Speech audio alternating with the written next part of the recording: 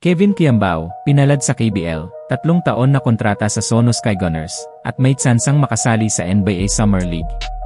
Kahit kalahating season lang ang nalaro ni Kevin Kiambao sa KBL, sapat na ito para pagkatiwalaan siya ng Korea-based team na Sono Skygunners. Sa isang eksklusibong panayam ng Tiebreaker Times, kinumpirma ni Kiambao na pumirma na siya ng 3-year contract extension sa koponan, isang garantiya na mananatili siya sa Korea Basketball League hanggang sa edad na 27. Ipinanganak noong 2001, 24 years old na si Kiambao ngayong taon, kaya't ang kanyang kontrata ay tatakbo hanggang 2028. Sa madaling salita, matatagalan bago natin siya muling makita sa PBA, kung sakali man. Ngayon ay tinatanggap niya ang oportunidad sa ibang bansa, isang hakbang na malaki ang maitutulong sa kanyang career at kinabukasan. Para kay Kiambao, ang susi sa tagumpay ng 3 taon na kontrata ay ang pananatiling healthy at pag-iwas sa injury.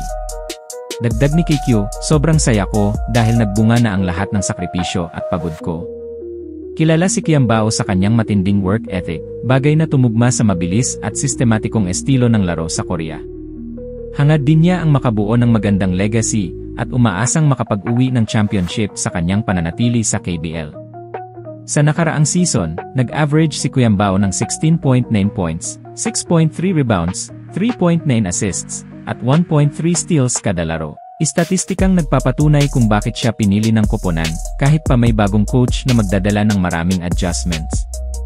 Good news din para kay Kevin, kahit bagong sistema sa team, buo pa rin ang tiwala ng bagong coach sa kanya.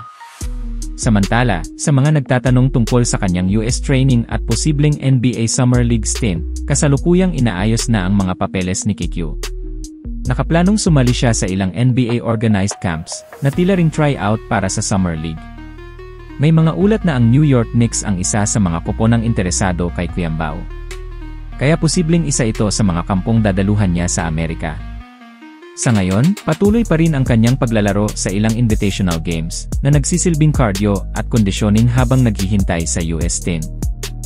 Ang kagandahan nito, kahit ano pa man ang kalabasan sa Amerika, garantisado na ang pagbabalik ni Kiambao sa KBL, nakasaad na ito sa kanyang bagong kontrata.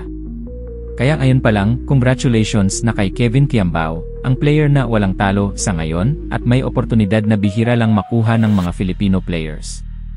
Bukod pa riyan, nakatakda rin siyang magsuot ng Gilas Pilipinas jersey para sa nalalapit na FIBA Asia Cup 2025.